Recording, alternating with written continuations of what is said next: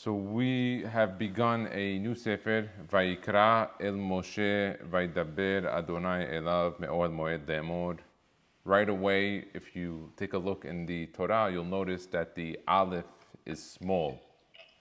Happens to be that my Bar Mitzvah parasha is Parashat Vayikra, and so it always spoke to me. We had with us Rav David Feinstein. He was the son of Rav Moshe Feinstein. And anyone who actually ever knew him, who ever met him, who ever got close to him, they noticed that he didn't talk a lot. In fact, he surprised so many people that he didn't speak. When he went to go see the Para Aduma that was outside of Lakewood, one of the grandchildren of the Holocaust survivors had a Para Aduma. He went to go evaluate it. They have him on video. He looks at the whole Para Aduma and he doesn't say a single word. Doesn't say a word. Doesn't even tell the guy it's good, it's kosher, nothing. So they asked him when he left, they said, we noticed, Rabbi, you're 70 years old, you don't record any classes, you're not really a speaker. Why not? He said, because I was born in Parashat Korach, and Korach spoke too much and the wrong things.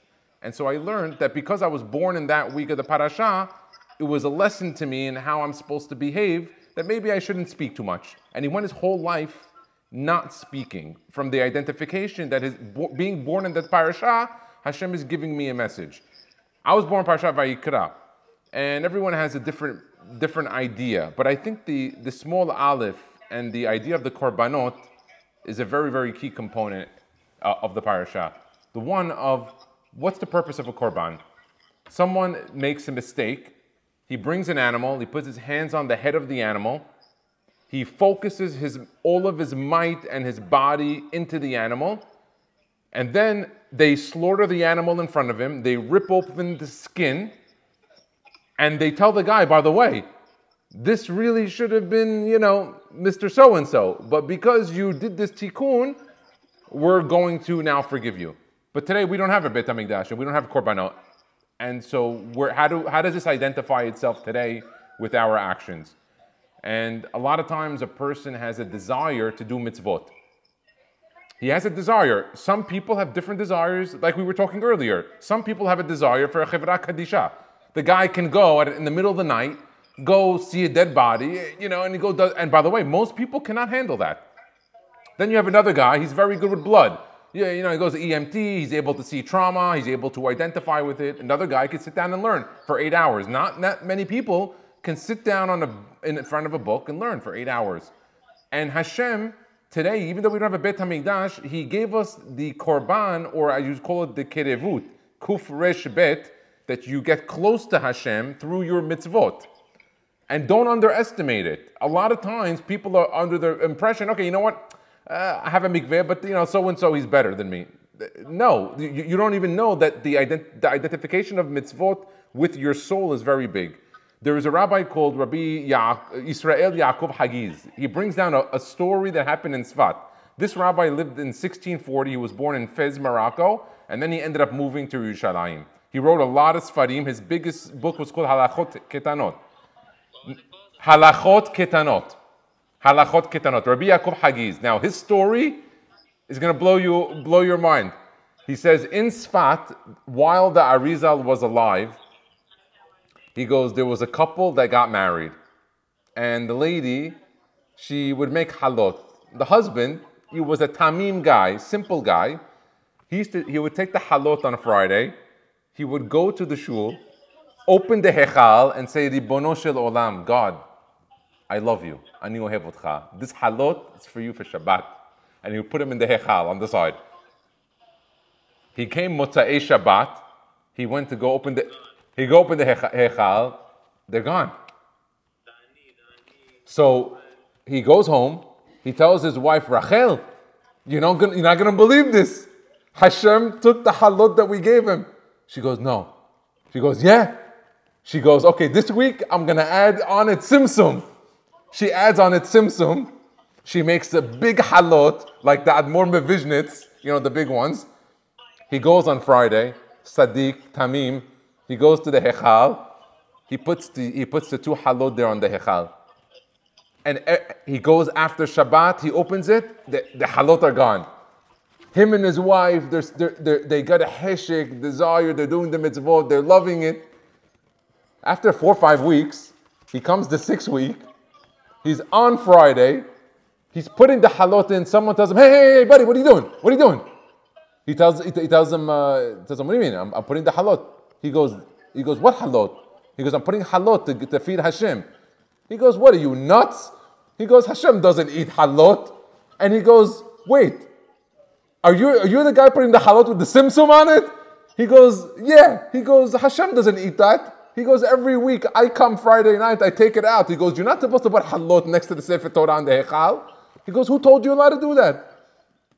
The guy, Tamim guy, his face got all white. He got all, he got all nervous. He was all scared. He took his halot, he went home, he started crying. He tells his wife, hey, listen, stop doing it. You don't need to do this mitzvah anymore. It doesn't really matter anymore. It was a big sketch that the Gabbai was taking it. And he got very depressed.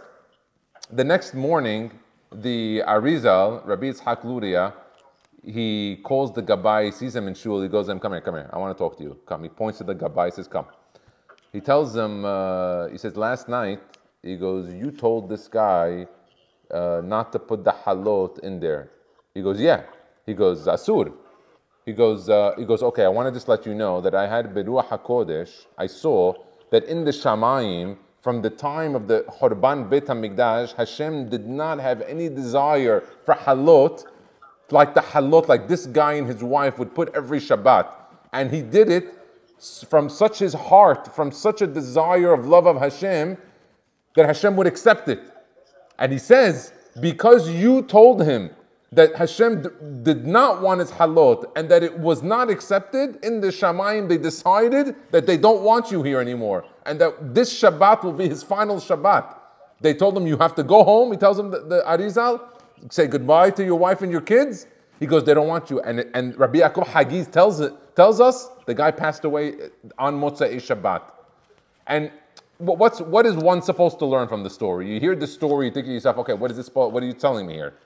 I think what we're supposed to see here is that there is sometimes a tremendous desire that we have in doing mitzvot, and we sometimes take it out on ourselves or on others.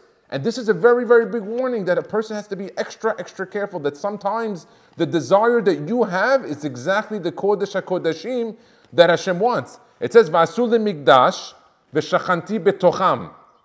Not betocho, which means Hashem said, make me a temple and I will go into it. I will go into you, not into it. And this is, I think, the importance of the korbanot that we see in Sefer Vayikra.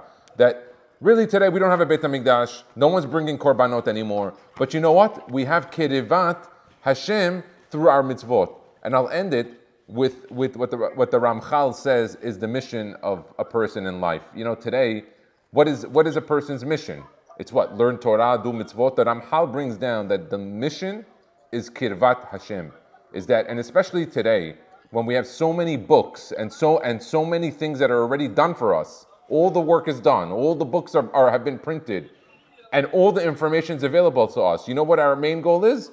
It's really just to learn and to have Kirvat Hashem. And I think if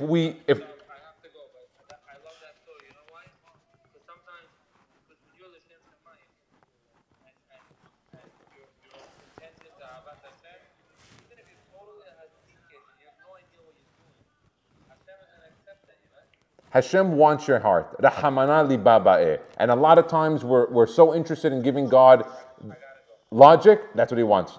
Shabbat shalom. Bye.